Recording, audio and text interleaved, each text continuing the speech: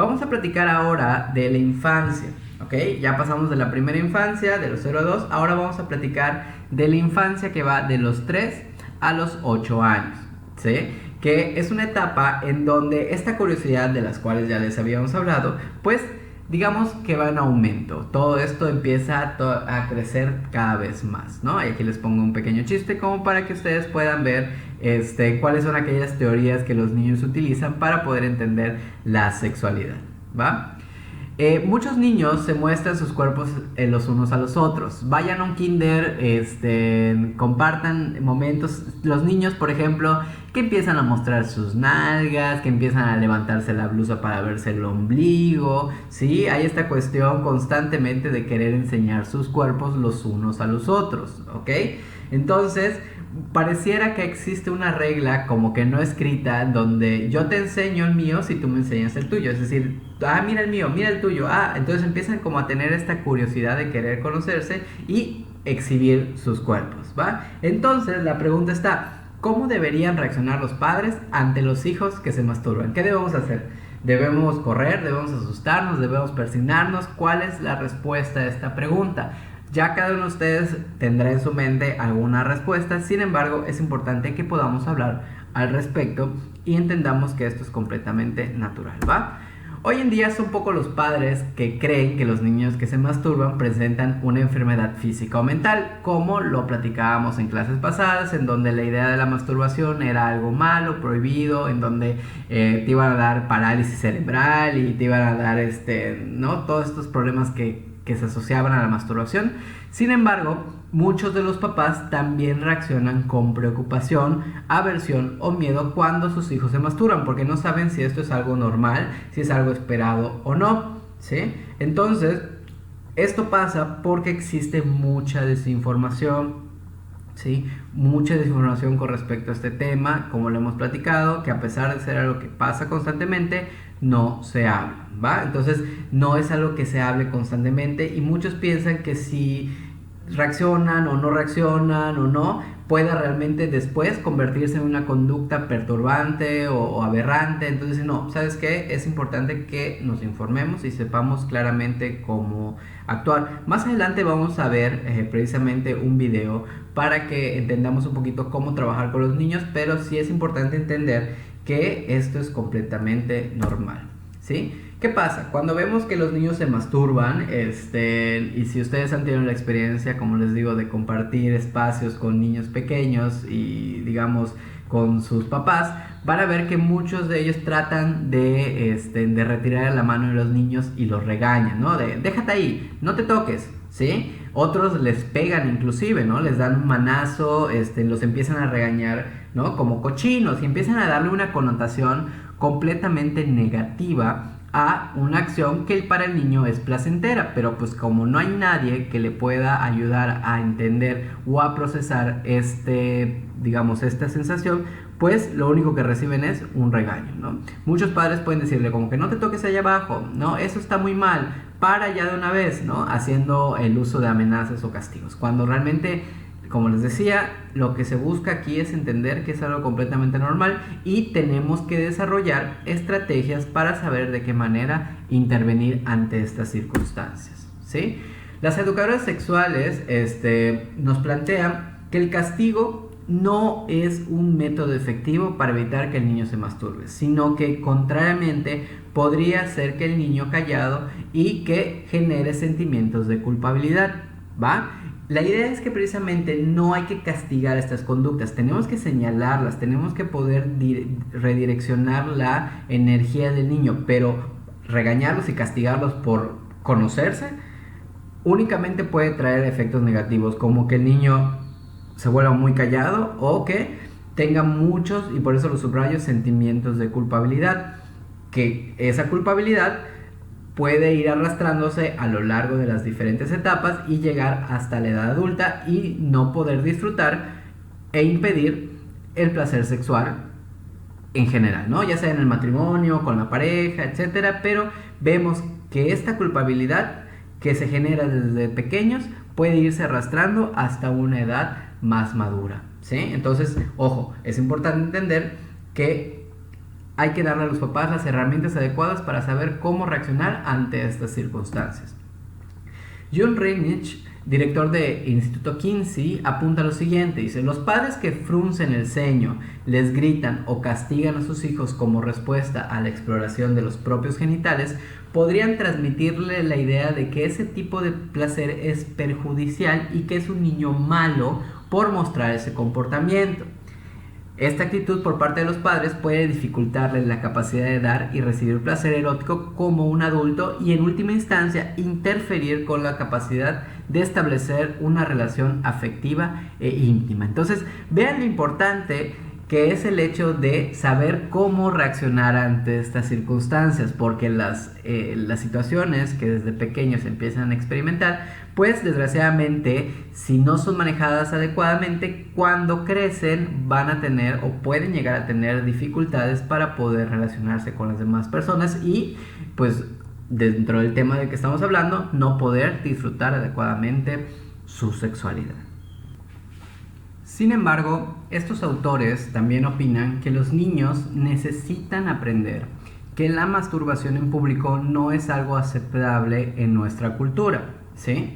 Hay que explicarles a los niños, ok, esto que estás haciendo, no vamos a castigarlo, pero tampoco vamos a permitir que esto lo estén haciendo en todos lados. Entonces caemos como en una encrucijada. ¿Qué le digo al niño? ¿Cómo le puedo explicar al niño que lo que está haciendo no es algo malo, pero que no lo puede hacer? ¿Sí? O sea, sí estoy tratando de quedar claro. Es decir, ¿de qué manera podemos hablar con los niños para explicarles que esta acción pues no es algo que sea o que se tenga que hacer enfrente de las personas? ¿Sí? ¿Cómo se les puede explicar al niño? Aquí lo que quiero es que cada uno de ustedes se imagine o piense una forma en cómo se le ocurre que diría esto. Es decir, las palabras tal cual, ¿qué le dirían? Oye, fíjate, ¿no? Es decir, cada uno de ustedes tiene que poder pensar o imaginarse cómo se le puede explicar al niño, ¿va? Si quieren ponerle pausa al video y pensarlo y ahorita continuar, porque la idea es precisamente que nos demos como al menos una idea de cómo poder explicar esto, ¿va? Bueno, los autores sugieren que los niños que se masturban frente a otros se les puede decir lo siguiente, ¿sí? Y ojo, muy importante, tratar de que cuando comuniquemos este tipo de información no lo hagamos desde nuestra posición como adultos, inclusive desde la parte física, sino que para poder hablar con los niños es muy importante que nos pongamos a su nivel, ¿sí? No intelectual, sino a su nivel físico. ¿Cómo es esto? Que nos agachemos y que tengamos una mirada, ¿sí?, directamente a la cara, pero a su nivel, no desde la parte alta como adulto imponente, sino desde su mismo nivel poder hablar y siempre con un tono muy tranquilo, ¿sí? Por ejemplo, ¿qué le podríamos decir al niño? Me alegro de que te sientas a gusto con tu cuerpo, pero cuando quieras tocarte así, de este modo, es mejor que lo hagas en la intimidad de tu habitación, o en tu cuarto, o cuando estés solo sin que no haya nadie alrededor, etcétera. ¿Sí? Lo que busca este tipo de comentarios, y ojo, esto es un ejemplo. Cada uno de ustedes pudiese desarrollar una manera distinta de expresarlo, pero lo que tenemos que hacer es que si ustedes se dan cuenta que esta frase no está castigando, ¿sí?, está poniendo un límite, está diciendo dónde sí y dónde no, pero no está castigando, y esto no genera culpa. La culpa que ya platicábamos hace ratito, que era algo que podían arrastrar hasta la vida adulta. Entonces, vean cómo unas palabras tan simples pueden realmente marcar lo que sí se debe y lo que no se debe hacer, sin necesidad de enojarse, sin alzar la voz, sin regañar, sin pegar, ¿sí? Entonces, en la medida en que nosotros vayamos haciendo este tipo de ejercicios y vayamos imaginándonos cómo decirlo, vamos a precisamente desarrollar más estrategias para poder hablar de este y de muchos otros temas con los niños, ¿ok? Los padres son formadores importantes de la sexualidad de sus hijos y más ampliamente de su amor propio. Y creo que eso es muy importante y me quedo con esta palabra de el amor propio, porque creo que es algo que muchas veces damos por sentado cuando creo que el niño precisamente tiene que desarrollar esto y nosotros tenemos que enseñarles cómo, ¿sí? Tenemos que poder reconocer la sexualidad del niño en vez de rechazarla y desalentarla, ¿va? O sea, tenemos que permitirle a los niños que expresen su sexualidad y no castigarla. Podemos reforzar la autoestima del niño, construir una imagen positiva del cuerpo y fortalecer su capacidad y su confianza, que eso es lo más importante, ¿va? Que no se vuelva un tema del cual sea prohibido hablar, ya sea por alguna creencia religiosa o por alguna cuestión cultural, sino que tenemos que entender y también respetar, o sea, si alguien no quiere hablarlo, va, pero que es algo que va a pasar y que es algo que es natural y que nuestra labor como adultos, ya sea desde el ámbito o desde el papel como padre o desde el papel como profesional, es poder reconocer esta sexualidad como algo que pasa, pero que no implica una culpa, que no hay que castigarlo. Al contrario, lo que se busca es poder reforzar la autoestima del niño y que al final su autoestima y que su amor propio se fortalezca, para que cuando crezca y como adulto pueda tanto vivir una vida plena en todos los sentidos, ¿no? Inclusive el sexual, la intimidad, ¿sí? Como todos los problemas que pueden acarrearse si esto no se trabaja de esta manera. Entonces, creo que esto vale la pena platicarlo, pensarlo, porque creo que nosotros, y ese es nuestro papel importante aquí como profesionales, tenemos que poder transmitir esta información no solo a los niños, sino también a los que están siendo responsables de su crianza, ¿va? Bueno, vamos a hablar un poquito sobre la conducta sexual entre niño y niña. ¿Cómo normalmente se da esta conducta? Acuérdense que estamos hablando de esta infancia, ¿sí? Que va de los 3 a los 4 años más o menos. Entonces, ¿cómo vemos esta relación entre niño y niña? Normalmente los niños de 3 y 4 años expresan su afectividad mediante besos, ¿sí? Normalmente empieza a ver que hay un mayor interés por la sexualidad, por querer conocer, ¿no? ¿Se acuerdan de lo que les decía hace ratito de la curiosidad sexual? Bueno, en esta parte se empieza a incrementar, pero los niños empiezan a todo querer dar besos y traten de imaginarse a los niños pequeños, ¿no? Abrazan mucho, ¿sí? Los juegos sexuales, como el hecho de exhibirse y jugar al doctor, normalmente van entre los 6 y los 10 años. Vemos que hay conductas que desde muy pequeñitos pueden presentarse, pero que aún así a estas edades se pueden seguir manteniendo. Gran parte de estas actividades sexuales tienen lugar en grupos del mismo sexo, aunque no es raro que se produzcan en grupos mixtos. Es decir, normalmente los niños realizan este tipo de conductas con otros niños. Estoy hablando de niños varones con niños varones y niños y niñas, ¿sí? Pero también puede ser que se dé este tipo de juegos en grupos mixtos, ¿no? Como la imagen que estamos viendo en este momento. Vamos a hablar un poquito sobre la conducta sexual entre niños y entre niñas, ¿sí? Los juegos sexuales entre niños del mismo sexo no son determinantes para la orientación sexual en la edad adulta. Ojo, esto es muy importante porque muchos papás pueden decir, ¿no? Al ver que, por ejemplo, que su hijo varón está dándole un beso a otro niño varón, decir, no, va a ser homosexual, desde niño se ve, ¿no? Y como que ya está determinado de que así esto le va a gustar.